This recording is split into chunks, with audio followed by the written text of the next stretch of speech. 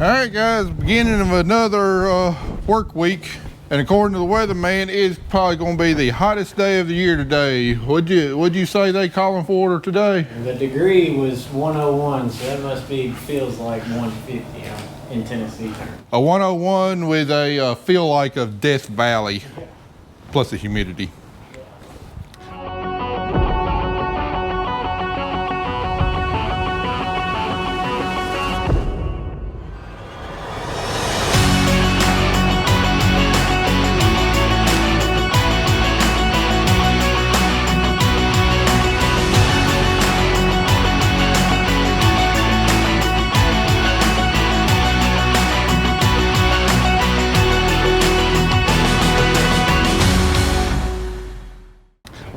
We're on now, I done lost track. I think we're on like day 46, 47 of going without a decent sized rain. Last good rain was 4/10 of an inch on July 1st, like I reiterated before.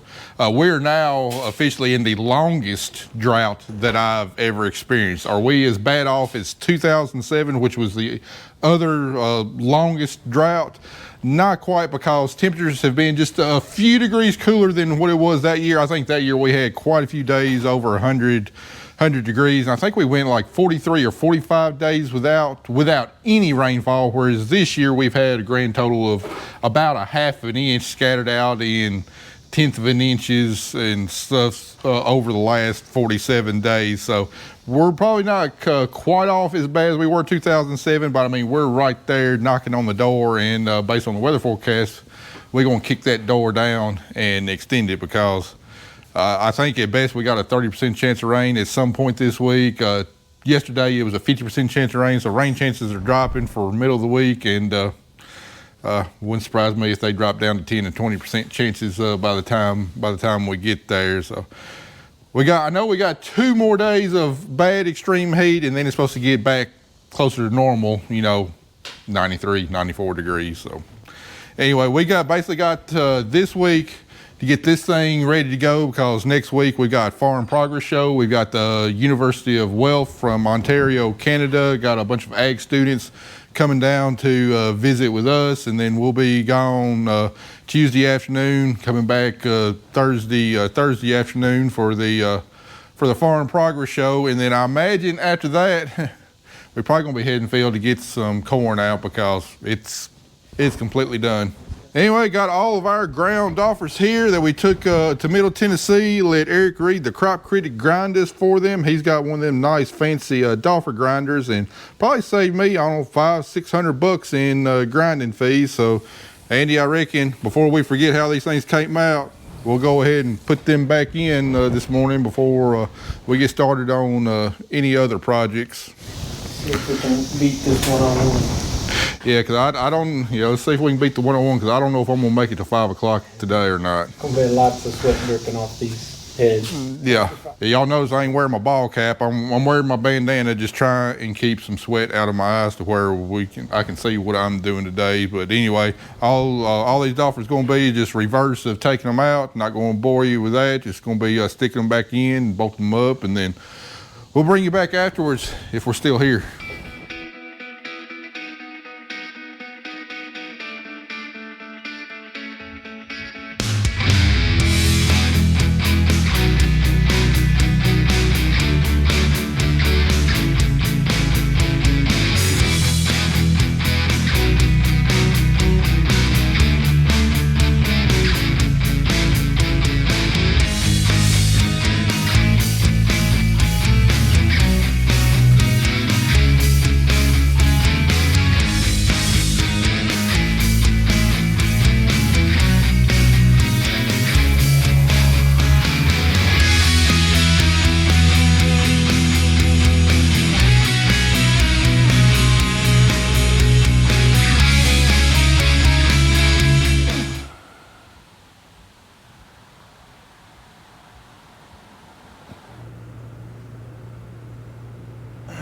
All right, we just got all of our doffers in and everything. Looking good and everything. We put the ones with a longer life on the front, and then the ones that's a little bit shorter, not gonna have as long life, we put them in the rear, because just like Eric said, these front ones would do about 80% of your picking. So we still haven't adjusted the height on them. We're gonna wait until we get all of our bars gauged and everything before we do that. But Andy got the bearing caps all greased up.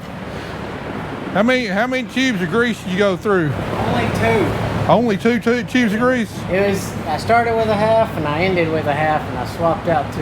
So, so not too bad. So Andy, until we get some parts in, not too much more we can do. Let me show you the next thing we can do though. All right here on the side of our round baler module, some of these hoses right here, like this, and starting to get cracked pretty bad. You can see the fittings are real corroded where a previous owner didn't clean it up real good. And this is starting to get some checking in it. This is starting to get some checking in it, and this is not something we want to leak, because these things blow, it's going to empty the reservoir in a hurry. So we're on a budget, but this is some preventive maintenance we need to do. But anyway, looks like they go from right there up here to the side to another valve block. So, and then we got one more, this one right here. It's starting to get cracked pretty bad also. So let's replace those 4 hoses right there. These 3, right? Yeah, the three big ones down there, and then this bottom one right over here. And these right here, I don't know how you're supposed to get off. They don't have a hex head on them or anything. I guess take them off on the other end, and then I don't know if we get some vice grips or what. I don't know. You see the block is mounted down. So. Yeah, I mean, there's really no good way to grab a hold of it. But yeah, finish out today. I mean, it's almost 4 o'clock, and I know we're both about done. Finish out today. Let's see if we can get these hoses off. You can stop by Napa in the morning and get some new ones made up. All right, the next morning, we're still trying to figure out how to get these hoses out of the block. It's like nothing I've ever seen before, but anyway, a guy Jordan knows told him we need a special tool to get that out, so I'm still waiting on a call back from Tennessee Tractor about acquiring said tool, because I'll be danged if I'm gonna pay for a service call for somebody to take off some hydraulic hoses for us. So I was figuring they had to have needed a special tool. So anyway, in the meantime, while we're waiting to hear back from them, let's get started on another project. Andy, I don't know about you, today just feels different. It feels like rain to me. You think so? I don't know. They increased the rain chance today to 30% today. I'm already sweating. 40% tonight. There's a lot of humidity. And 50 tomorrow. That'd be nice. That'd be super nice. Let's keep our fingers crossed that things are going to be a little different. Even though there's not a cloud in the sky right now, hopefully later this afternoon it's going to look just a little bit different. Day 48, 49 of drought. I can't remember. I done lost track. Anyway, I believe I got most of all the parts that we needed ordered yesterday. Don't think the majority of them are supposed to be until after lunch. So in the meantime, let's do some more head work. Let's go ahead and get our bars gauged. Hopefully that won't take too long, because we've gauged them really carefully the last 2 years and haven't taken any out, so they should be pretty close to spec, and hopefully this will go pretty quick. So I get the caliper, you get pen and paper, let's get started. All right, I've explained this in previous years' videos, but what we're doing is we're measuring the bar height and basically how high the spindles are on each bar, and we all want them really, really close to the same height, because you know, they're going to pass under the doffers. We've already had the doffers ground, and we don't want any set of spindles that's lower than all the rest of the bars. Otherwise the doffers won't effectively doff cotton off of the spindles, and if we have some bars too high, you know, they can rub on the doffers real hard, you know, increasing wear of the bushings inside the spindles and also our doffers and everything. So we want all of these spindles at basically the same heights. Now the spec from John Deere says all of these spindles need to be within 8/1000ths of an inch of each other. Well, we like to measure ours a lot more closely, so we generally shoot for between 4 to 5/1000ths of an inch variance between all the bars. Ideally, you want them at 0. You want each one at the exact same height, but that's almost impossible to do. But generally, when we do it between 4 to 5/1000ths of an inch difference between this bar and this bar and this bar, it gets us real close. So anyway, to measure bar heights, we're using this dial caliper here, and so we got it set up. We got it clamped to the cabinet there.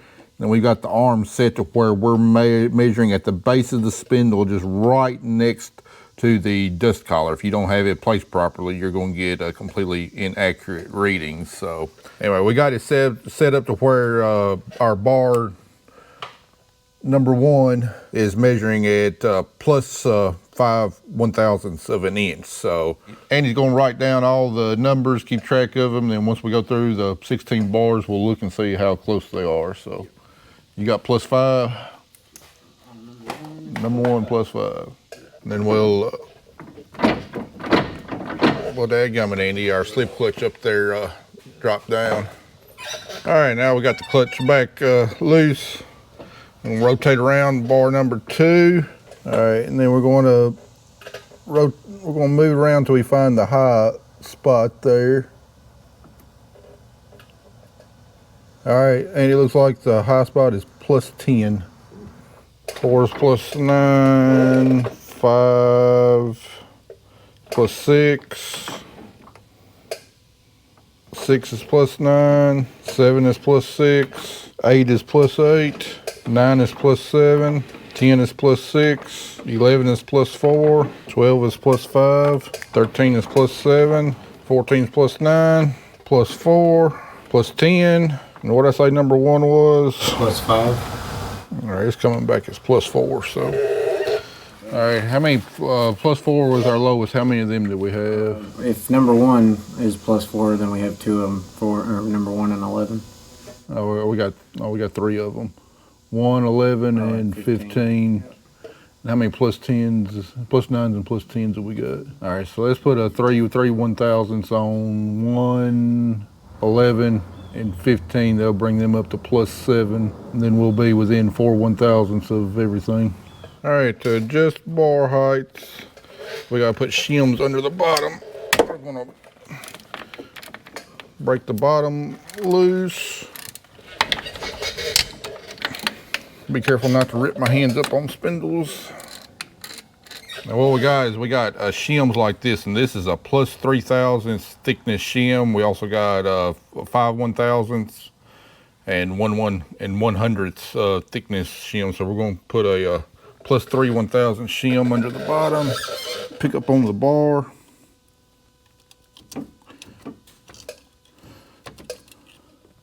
These 3/1000s can be hard to install because they're so thin. Just kind of pick up on the bar and shake it back and forth and slide our shim under there. Just like that. And tighten her back up and we'll remeasure. That's why it's dangerous working on a cotton picker right there. All these sharp barbs on the spindles. All right, now remeasure should read like a plus 7. That actually raises up to a plus 8, so probably got just a little piece of grit under there that's raising a little bit higher. So number 1's good. So we'll go in and add shims under the other 2 bars, and this drum ought to be good. 11 more drums to go. We'll do them the exact same way. All right, we got about halfway done with gauging bars, and Tennessee Tractor finally found their little tool for these hydraulic hoses here, and they was gracious enough to let me borrow it. But anyway, apparently that's all we need, and it's supposed to fit right behind there and release these. These are basically kind of like a hydraulic hose that goes into an SCV remote. So that's what they tell me we need to release it, although they said as rusty as those are, they could be pretty problematic. So we'll give it a try. Let's try this middle one. It's spinning pretty freely.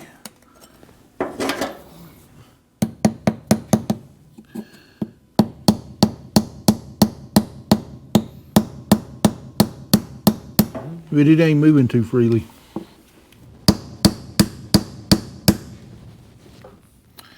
It's bending the tool. Oh, I should have known this wasn't going to be as easy as it should have been. Yep, that's what it's doing. What a crock of crap. All right, we finally got one of them out. We had to take our die grinder and widen that slit out because it's so full of crud and rust and everything else. And then use our tie rod tool that we already had on hand, and she came right on out. I'll get this thing off. All right, now we got to use this little tool to get the small ones off because the tie rod breaker is way too big. Let's hope these come out a little bit easier. Now that we figured out where we're supposed to put it at to release it. Try and grab this small one and twist it and pull it out.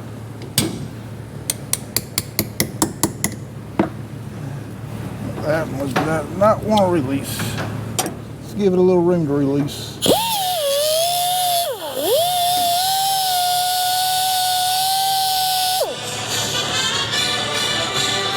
Hey, Scott. I can tell you I've never seen anything quite like that. Man, I scared you were going to tell me that. How does it work? Where is it sealed? It's got like, it's got a special tool you got to put in there to release it, and it pushes that front flange forward a little bit to release it from the valve block. Hey, I tell you what, what size is the hose? Probably about the same size as my sprayer hoses, for the motors. Let me get a catalog, get it open, I'll call you back here in a second, okay? All right, bye. Hey. All right, so Gates has got something that it kind of tickled my brain just a little bit. They call it Male Quick Lock, L-O-K, high. That sounds about right. That's the only thing. Yeah, so I don't know about the tip in there. The tip in there don't look right. Well, I just wonder if we're looking at all of yours. Yeah, as far as I can tell, yeah, we are. That is the only thing, Matt, that's anywhere, anything like that. Okay. Tell you what, best thing to do be for me just bring this hose by and let you take a look at it. Let me ask you this, can we reuse that end? It's pretty good, grody, and I'm having to cut and widen the ring out to get these things off. I definitely need some new ends on there. I can tell you with certainty I do not have it here. Yeah, I didn't figure you did, but I'd hate to think what these hydraulic hoses are through John Deere. I'm on it. Let me get into it here, and I'll keep you posted, okay? 10-4, thanks. All right, see you. No more interruptions. Let's see this. John, I see you want me to come out there.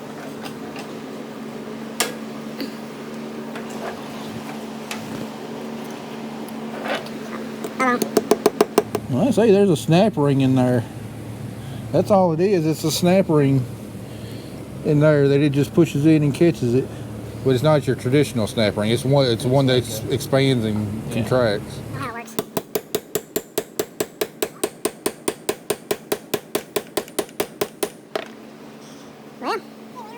Well, it's on there. No. It is on there, and I don't think it's coming. Oh man, are y'all seeing what I'm seeing? Boy, that's a big old thunder boomer, and it goes out that way. Problem is, I think that's heading directly south, which we're facing west. It's easing over this way a little bit, but I don't think we're going to get it. There's some more stuff. It's kind of a broken line up this way that's going around this way, and it's moving south, and maybe we'll just get lucky.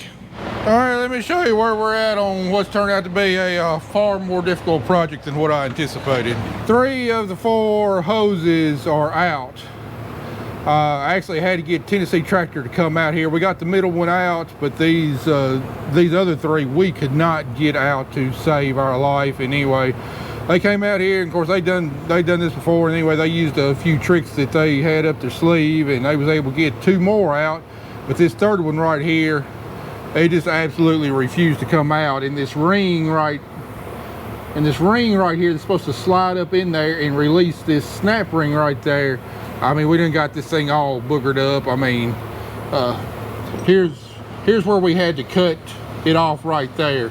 So this is the only other way to get it out. But look how freaking corroded and everything that fitting is. Just years of previous owner having trash built up in this area, not clean it off, and it gets wet and it just corroded it all to pieces. So anyway, that's pretty much froze up in there. So now I'm resorting to have to cut it out, and Chase, the Tennessee tractor mechanic, put me on this reciprocating aerosol at Harbor Freight. Said that might do the deal, so I'm gonna try to cut it here on the bottom lengthwise and cut it on the top, basically make two halves out of it, and then hopefully I'll be able to collapse it enough to go ahead and pull it out without ruining this block. All right, let's see how well this Harbor Freight special saw works.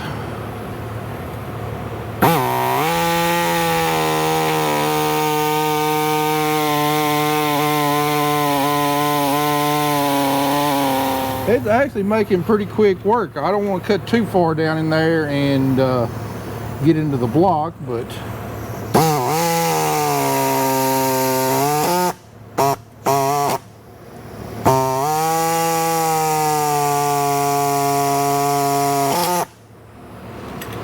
alright, I think that might be one half of it. Let's change our blade.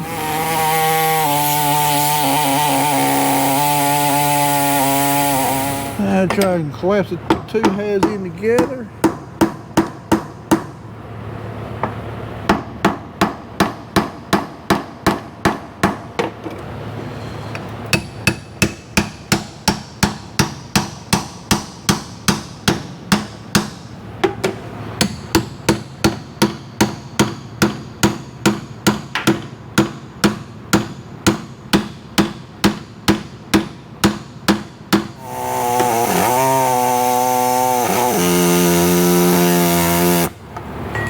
She just refused to give up the ghost.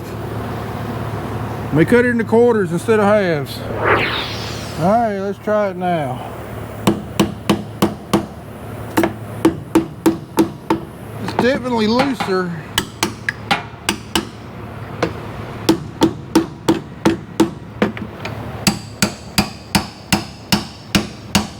Come on out there, you son of a gun.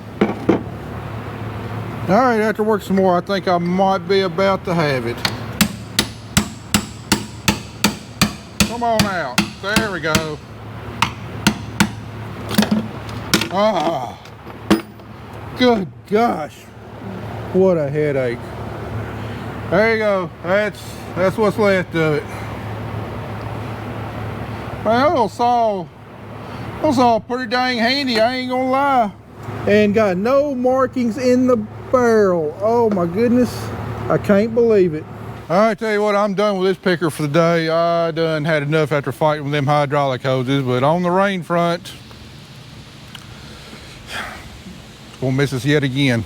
Where that blue dot, it's all the way over here and it's all the way on our east, but it's not where we need it to be and doesn't look like it's gonna be. But hey, tomorrow is supposed to be the chance that we really get rain. I think they're still showing 50% chance tomorrow afternoon, so let's pray we get it then. So anyway, I'm gonna lock up, see what we get into tomorrow morning. All right, let me give you an update where we're at this morning. We missed our 30% chance of rain yesterday. That turned into looking very, very promising. Had a 40% chance of rain overnight, completely missed on that. And now our 50% chance of rain today has now been downgraded to a 30% chance of rain between 4 and 5 o'clock this afternoon. So if we don't get it today, there's not another chance of rain in the forecast until I think next Monday or Tuesday. So the situation is beyond dire, and we're getting very quickly to the point that the rest of our crops are just not going to be salvageable. So anyway, it is what it is. But anyway, this morning I had an interview to do with Delta Farm Press about the state of the ag economy. That article will probably be coming out probably about the time this video drops. So let me show you what Andy's been doing this morning. Here we got a screen right here off the hood on top of the accumulator had a hole in there. He got that replaced. And then he's also been working on getting oil and filters changed. We're not changing any hydraulic oil filters, trying to save money. Those got 1,000 hours service interval on it, and we put about 200 hours on the picker last year, but we're not going to go without changing the oil filter, and the fuel filters. And also, what else he's been doing is shine your light up here, Andy. Right here on this coolant line that goes to our EGR, it was leaking real bad. There's an O-ring that comes up in there. Anyway, it's a metal line that goes over here to this block. I don't know if that's an oil cooler or what. And anyway, it's not coming out easily. I think we're going to have to take that EGR cooler off in order to access that O-ring. So what should have been what I thought was going to be one of the easiest things to do is turning more involved, just like everything else. These hoses and O-rings. So now we're probably going to have to drain about half the coolant to get that O-ring out. Now our hydraulic hose situation right here. Here's the ends on those hoses. Like I said, they're kind of a snap in deal. You got a slide right here that slides back and forth and is supposed to collapse the snap ring inside the housing. Well, you can see those fittings don't look too good. Took one over to Napa yesterday, and they had never seen a fitting like that in their life. They called their main hydraulic supplier, and they had never seen a fitting like that. Said most likely it's a proprietary John Deere fitting. So each of these big lines is, of course, grossly overpriced, between $200, $250 per line. And I called this morning because I thought, well, I'm just going to have to order them. And anyway, they're shipped directly from the distributor. It's not like something they've got in stock in the warehouse in Atlanta. So I don't know when we'll be able to get these lines in, if we get them through John Deere. But apparently with updated part numbers, there's some kind of adapter fitting that I'm hoping will work, that's available through John Deere, kind of like on that fourth line up there that we didn't have to replace. I think it had been replaced in the past. So what I'm hoping is we get an adapter fitting to replace this end that goes in the manifold, and then it's got like a JIC fitting on the other end that we can just, a JIC fitting kind of like this, that we can just screw onto that adapter fitting and get our hoses made over there at Napa, for a whole lot cheaper cost than what we can get from John Deere. Tennessee Tractor's supposed to have one of those fittings in for me to look at around lunchtime, and if it's the right one, we'll just buy those fittings and we can get our hoses made real quickly after that and get that part buttoned back up. Andy, you done made a mess here, man. I know. I already cleaned up one mess too, and this is just getting twice as big. It's gonna be a fun bath. Let's get the antifreeze drained as till it stops coming out of that line, and then we'll go about trying to get it off. All right, back to our battery situation here. I don't think I ever explained what was going on, but anyway, we had to jump off the picker for the very first time ever this year to get it out of the shed. But the thing is, like 3 weeks ago, Carter and Andy started up to move it. It started up just fine. So we put all 3 batteries through multiple charge cycles. So let's see what they test at. All right, got a fully charged battery there. All right, it's showing 786 cold cranking amps when it should have 1,000. And you see that red light? It's showing it's failed. I'll do this next one. 12.75. That's showing 819 cranking amps. And the green light's showing it's good, but just barely. 12.49, so that one's showing low, and this one's been on the charger the most. 732 cold cranking amps. Right now, those batteries are still good enough to probably start the picker. However, you see all the electronics on this picker, the voltages and electrical flow is very specific on there, and having weak or bad batteries can definitely play havoc on it. So we got 2 that are testing bad and 1 marginally testing good. So just to make sure we don't have any electrical gremlins this fall with stuff in the baler not acting right, sensors not acting right, all that kind of stuff, we're going to go ahead and put 3 brand new batteries on there. That'll probably be between $600–700 right there.